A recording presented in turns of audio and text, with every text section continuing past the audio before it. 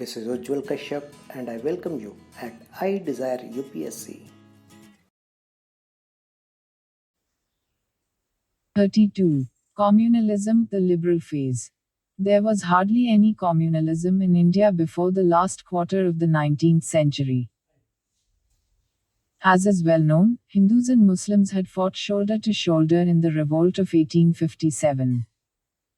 The notion of Hindu-Muslim distinction at the non-religious plane, not to speak of the clash of interests of Hindus and Muslims, was by and large non-existent in the press during the 1860s. The identity that the North Indian newspapers emphasized was that of the Hindustanis, especially vis-a-vis European or British rulers.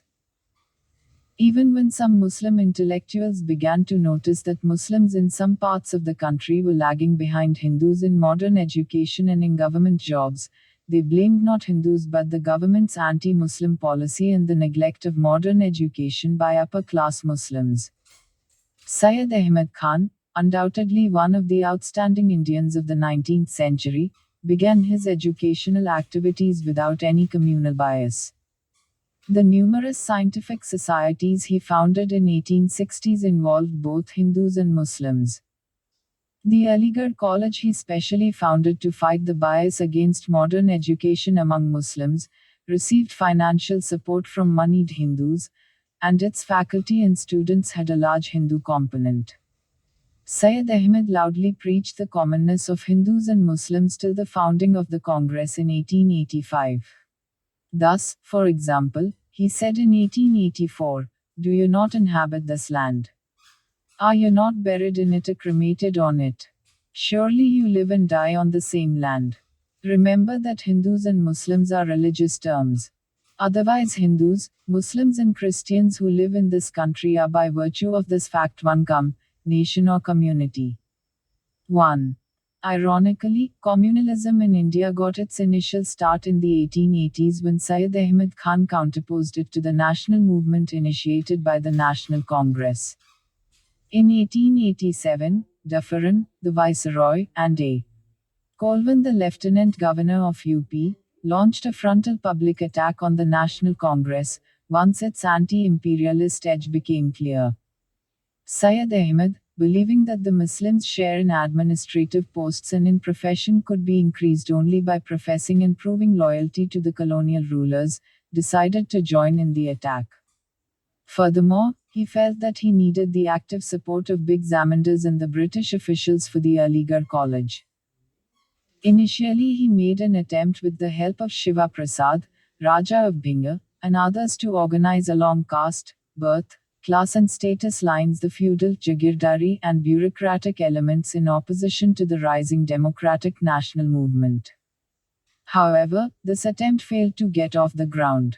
Syed Ahmed now set out to organize the jagirdari elements among Muslims as Muslims or the Muslim community. He and his followers gradually laid down the foundation of all the basic themes of the communal ideology as it was to be propagated in the first half of the 20th century. A basic theme was that Hindus, because they were a majority, would dominate Muslims and totally override the interests of the smaller community, if representative, democratic government was introduced or if British rule ended and power was transferred to Indians. 2. The British were needed to safeguard Muslims as a minority. In the Indian context, said Syed Ahmed, they were the best guardians of Muslim interests. 3. Muslims must, therefore, remain loyal and oppose the National Congress. The theme of a permanent clash of Hindu and Muslim interests was also brought forth. Giving up his earlier views, he now said that India could not be considered a nation. 4. He declared that the Congress was a Hindu body whose major objectives were against Muslim interest.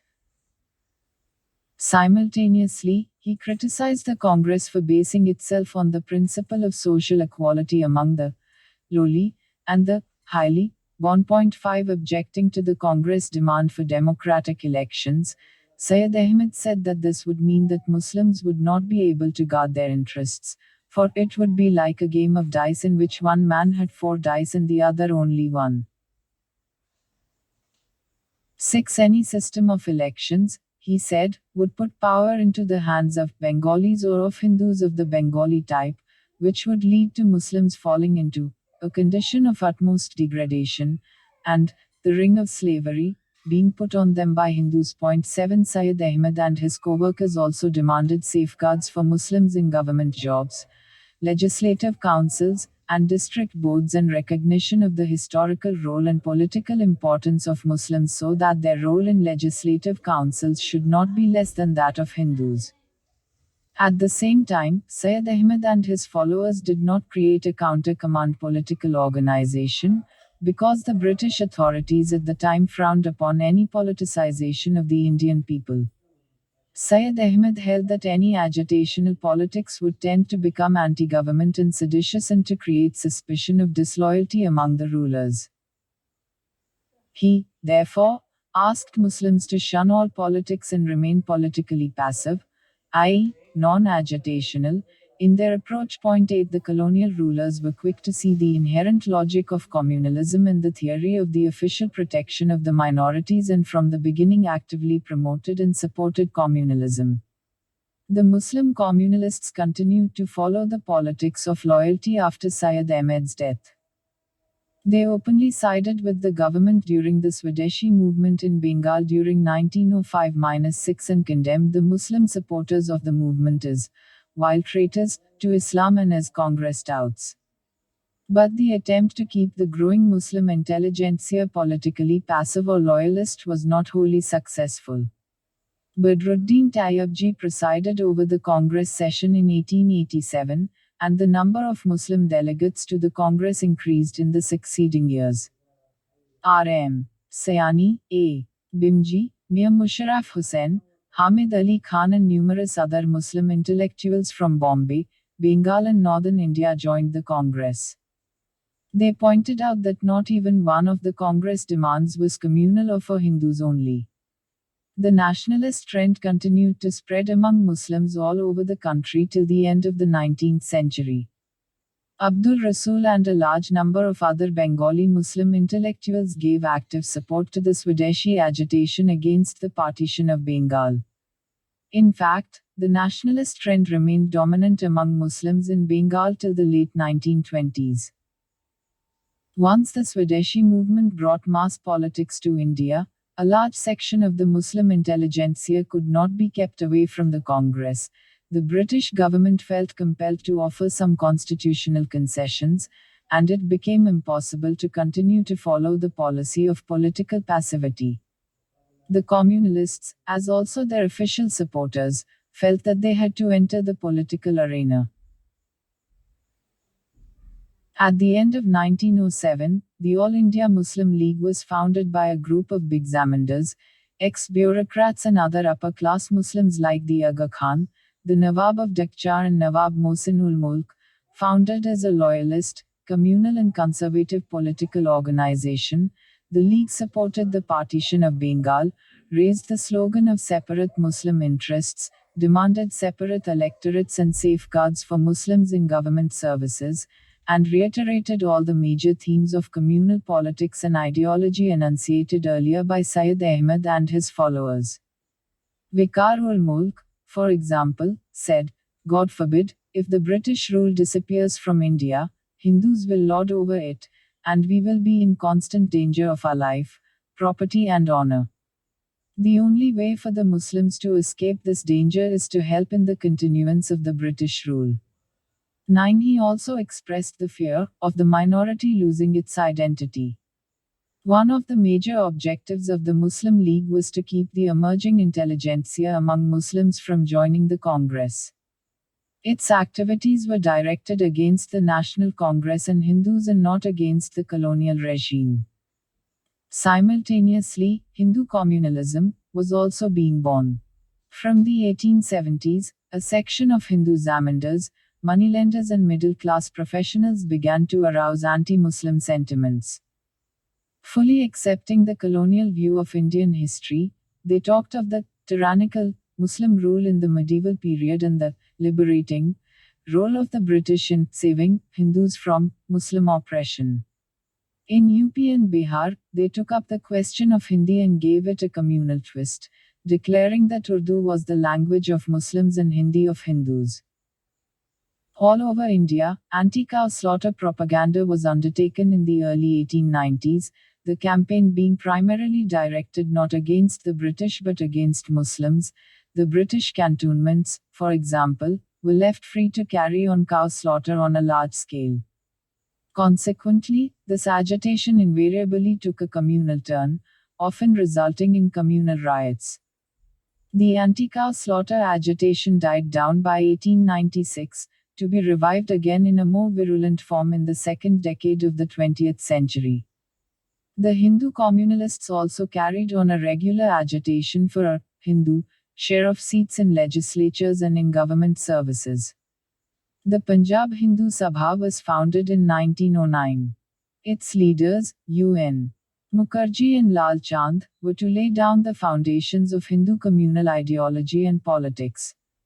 They directed their anger primarily against the National Congress for trying to unite Indians into a single nation and for sacrificing Hindu interests to appease Muslims.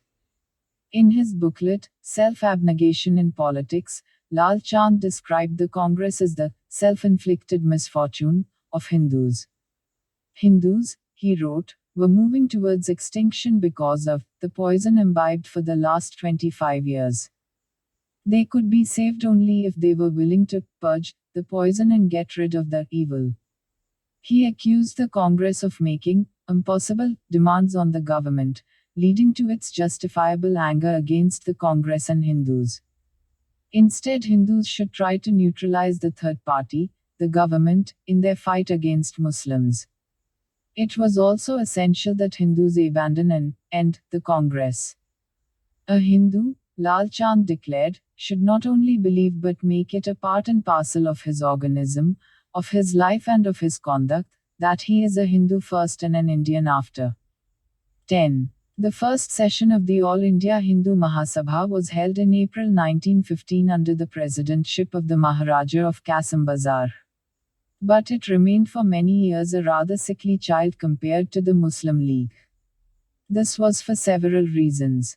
The broader social reason was the greater and even dominant role of the zamindars, aristocrats and ex-bureaucrats among Muslims in general and even among the Muslim middle classes. While among Parsis and Hindus, increasingly, it was the modern intelligentsia, with its emphasis on science, democracy and nationalism, and the bourgeois elements in general, which rapidly acquired intellectual, social, economic and political influence and hegemony. Among Muslims, the reactionary landlords and mullahs continued to exercise dominant influence or hegemony. Landlords and traditional religious priests, whether Hindu or Muslim, were conservative and supporters of established colonial authority. But while among Hindus, they were gradually losing positions of leadership, they continued to dominate among Muslims. In this sense, the weak position of the middle class among Muslims and its social and ideological backwardness contributed to the growth of Muslim communalism. There were other reasons for the relative weakness of Hindu communalism.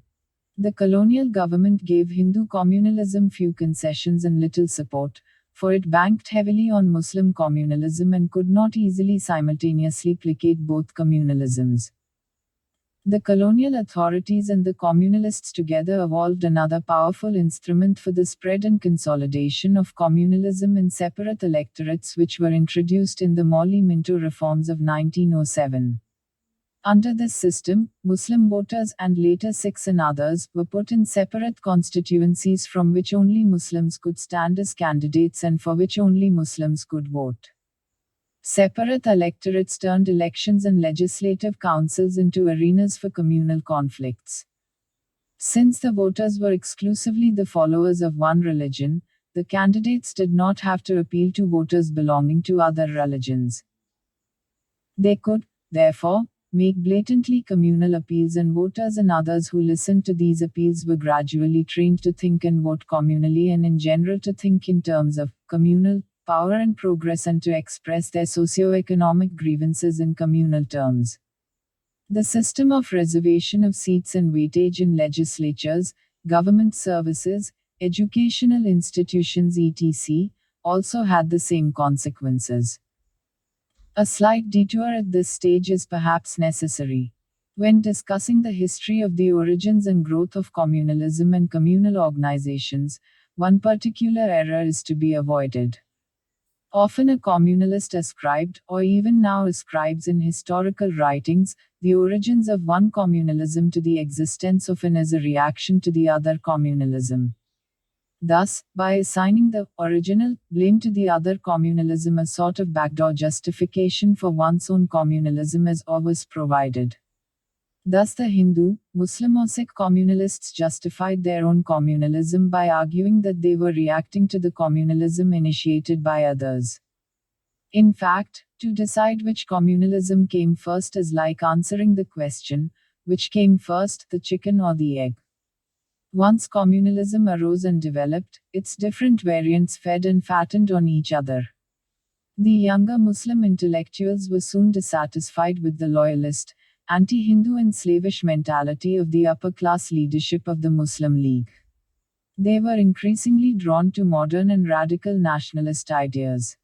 The militantly nationalist RR movement was founded at this time under the leadership of Maulana Muhammad Ali, Hakim Ajmal Khan, Hassan Imam, Maulana Zafar Ali Khan, and Mazaul Haq.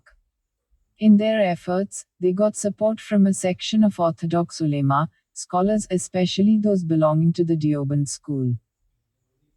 Another orthodox scholar to be attracted to the national movement was the young Maulana Abul Kalam Azad, who was educated at the famous Al-Azhar University at Cairo and who propagated his rationalist and nationalist ideas in his newspaper Al-Hilal, which he brought out in 1912 at the age of 24. After an intense struggle, the nationalist young Muslims came to the fore in the Muslim League. They also became active in the Congress. In 1912, the brilliant Congress leader, M.A. Jinnah, was invited to join the League, which adopted self-government as one of its objectives. In the same year, the Aga Khan resigned as the president of the League. From 1912 to 1924, the young nationalists began to overshadow the loyalists in the League, which began to move nearer to the policies of the Congress. Unfortunately, their nationalism was flawed insofar as it was not fully secular, except with rare exceptions like Jinnah. It had a strong religious and pan-Islamic tinge. Instead of understanding and opposing the economic and political consequences of modern imperialism, they fought it on the ground that it threatened the Khalifa and the holy places. Quite often their appeal was to religious sentiments. This religious tinge or approach did not immediately clash with nationalism. Rather, it made its adherents anti-imperialist, and it encouraged the nationalist trend among urban Muslims. But in the long run it proved harmful as it inculcated and encouraged the habit of looking at political questions from a religious point of view. The positive development within the Congress, discussed in an earlier chapter, and within the Muslim League soon led to broad political unity among the two, an important role in this being played by Lokmanya Tilak and M.A. Jinnah. The two organizations held their sessions at the end of 1916 at Lucknow, signed a pact known as the Lucknow Pact, and put forward common political demands before the government, including the demand for self-government for India after the war. The pact accepted separate electorates and the system of weightage and reservation of seats for the minorities in the legislatures. While a step forward in many respects, and it enthused the political Indian, the pact was also a step back.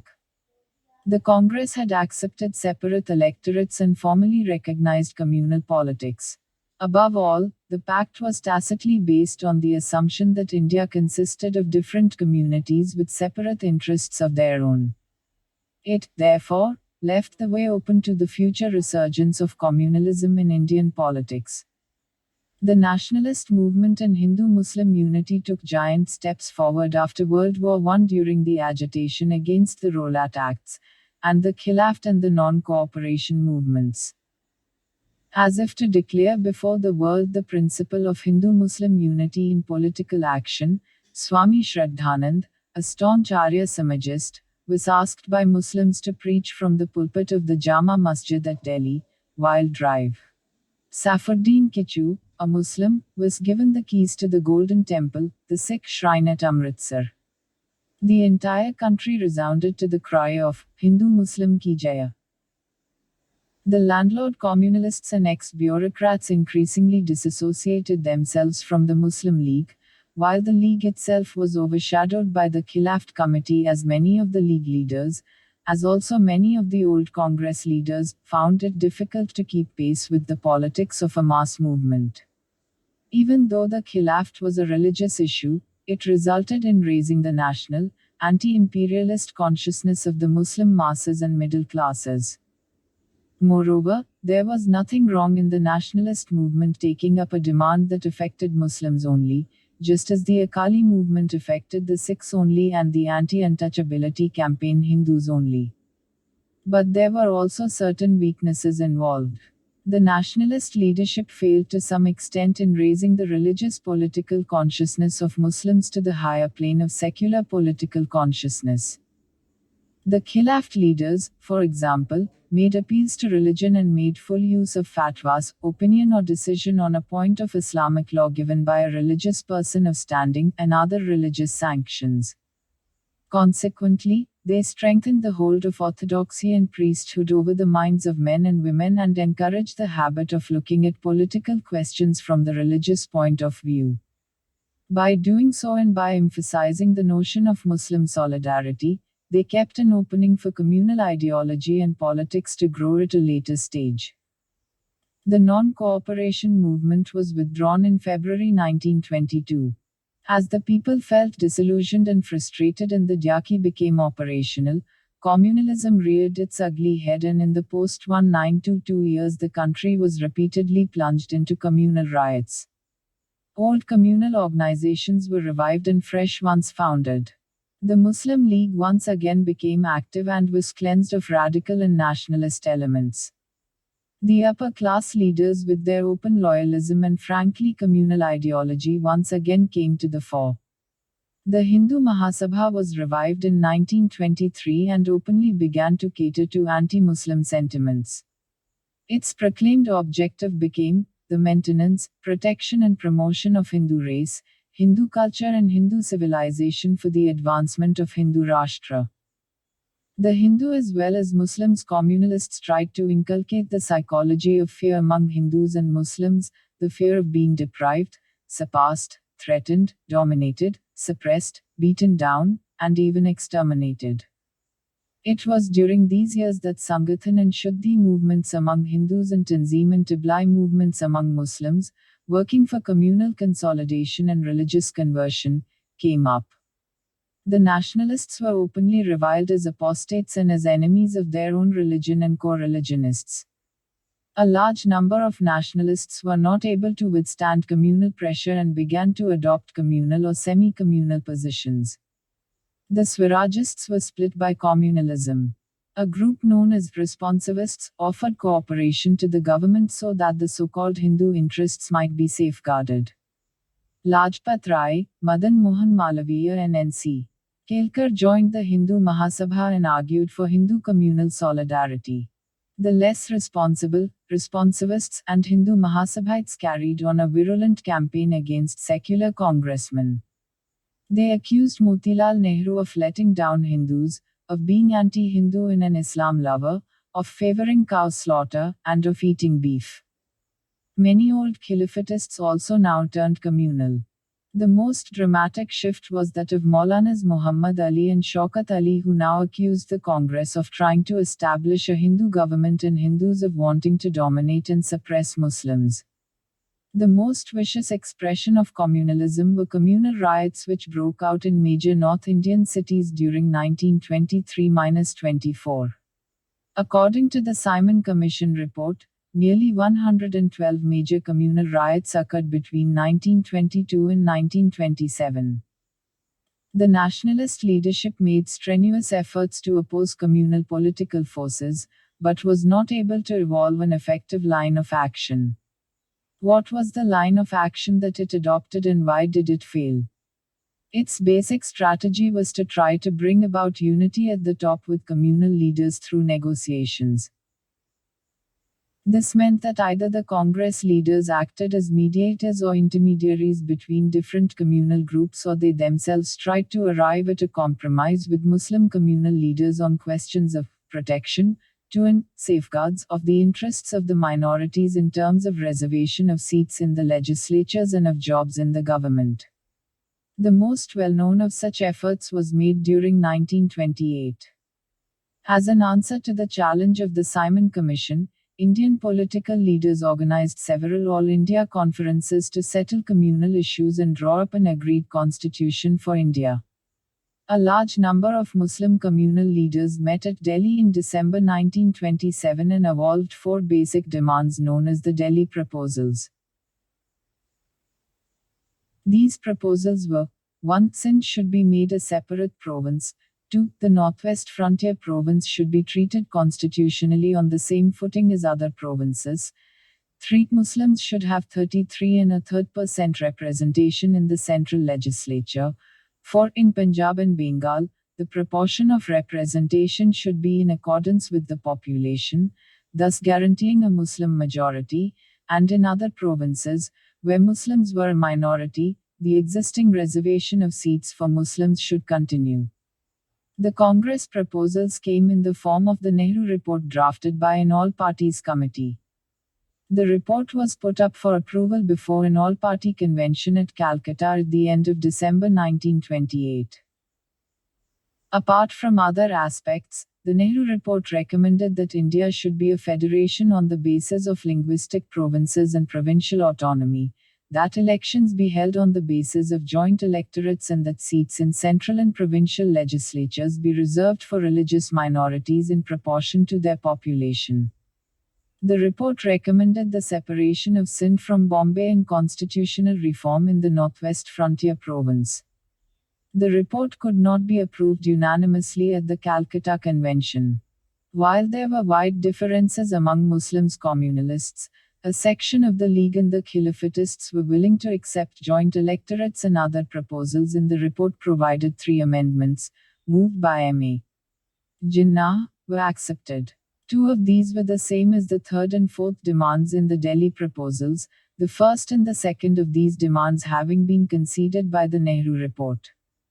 The third was a fresh demand that residuary powers should vest in the provinces. A large section of the League led by Muhammad Shafi and the Aga Khan and many other Muslim communal groups refused to agree to these amendments. They were not willing to give up separate electorates. The Hindu Mahasabha and the Sikh League raised vehement objections to the parts of the report dealing with Sindh, Northwest Frontier Province, Bengal and Punjab. They also refused to accept the Jinnah amendments. The Congress leaders were not willing to accept the weak center that the Jinnah proposals envisioned. Most of the Muslim communalists now joined hands, and Jinnah too decided to fall in line. Declaring that the Nehru Report represented Hindu interests, he consolidated all the communal demands made by different communal organizations at different times into a single document, which came to be known as Jinnah's 14 points.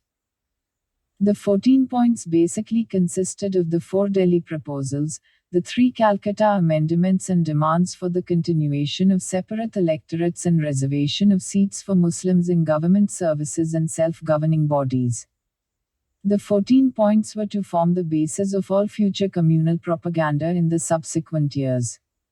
This strategy of trying to solve the communal problem through an agreement or pact with the Hindu, Muslim and Sikh communal leaders proved a complete failure and suffered from certain inherent weaknesses.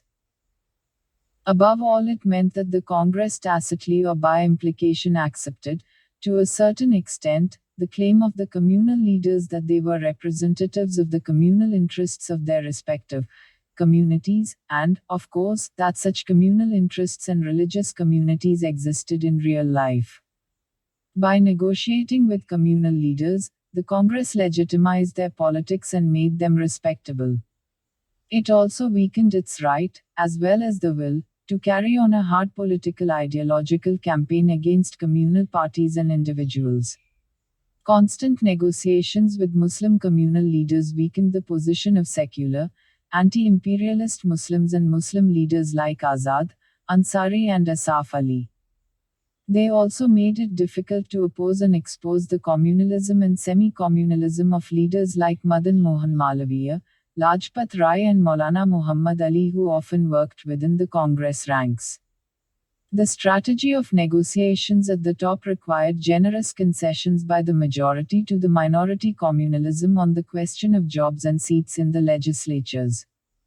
But communalism was quite strong among the Hindu middle classes, which too suffered from the consequences of colonial underdevelopment. The Congress leadership found it politically difficult to force concessions to Muslim communalism down the throat of Hindu and Sikh communalists. Thus, the failure to conciliate the Muslim communalists helped them gain strength, while any important concessions to them tended to produce a Hindu communal backlash. In any case, even if by a supreme effort in generosity and sagacity a compromise with communal leaders had been arrived at, it was likely to prove temporary, as was the case with the Lucknow Pact and to some extent the Nehru Report. Not one communal leader or group or party had enough authority over other communal groups and individuals to sign a lasting agreement. Concessions only whetted the appetite of the communalists. As soon as one group was appeased, a more extreme or recalcitrant leader or group emerged and pushed up the communal demands. Consequently, often the more reasonable leader or group felt his communal hold over the followers weakening and found it necessary to go back even on the earlier partial or fuller agreement.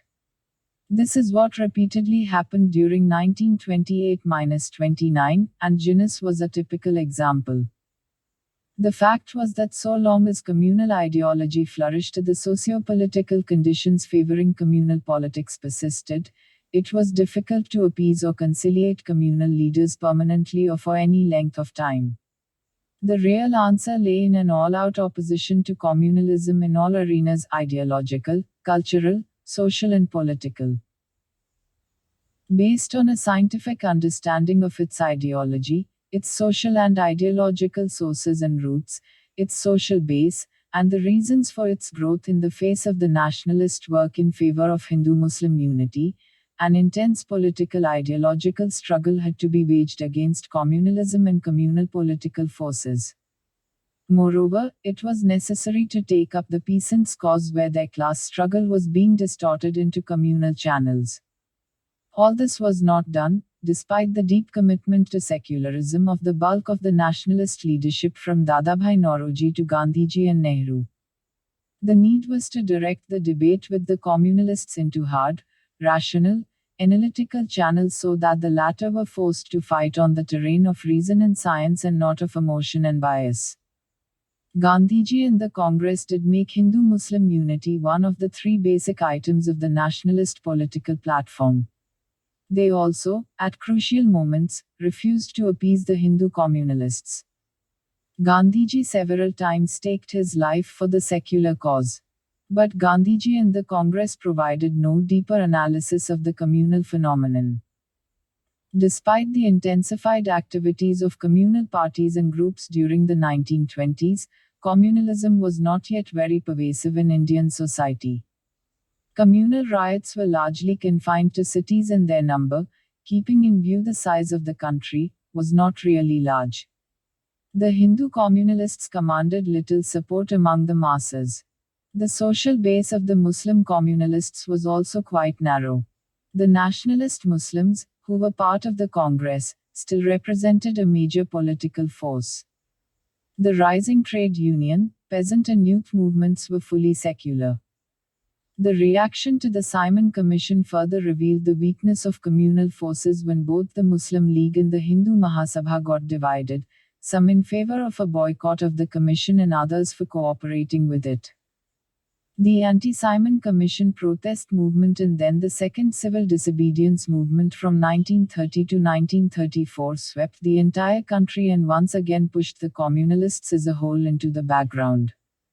Led by the Congress, Jamaatul Ulema-i-Hind, Khudai Khidmatkars and other organizations, thousands of Muslims went to jail. The national movement engulfed for the first time two new major areas with a Muslim majority, the Northwest Frontier Province and Kashmir. The communal leaders got a chance to come into the limelight during the roundtable conferences of the early 1930s. At these conferences, the communalists joined hands with the most reactionary sections of the British ruling classes. Both the Muslim and Hindu communalists made efforts to win the support of British authorities to defend their so-called communal interests. In 1932, at a meeting in the House of Commons, the Aga Khan, the poet Muhammad Iqbal and the historian Shafat Ahmad Khan stressed the inherent impossibility of securing any merger of Hindu and Muslim, political, or indeed social interests and the impracticability of ever governing India through anything but a British agency.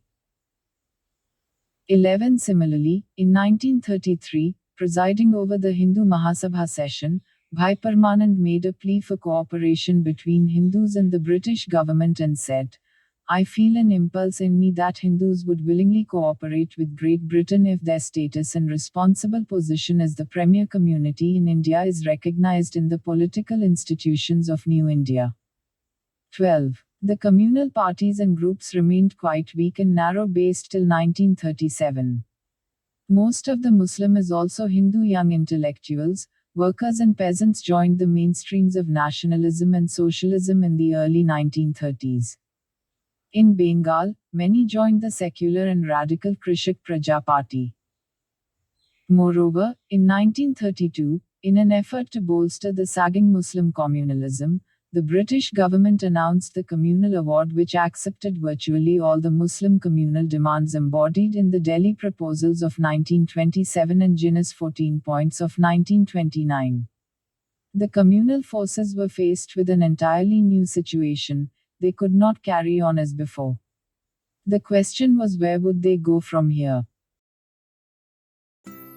If you want to support us in our efforts, kindly subscribe to our channel, like it and share it so that others too gets its benefit. Happy learning. Thank you. Jai Hind, Jai Bharat.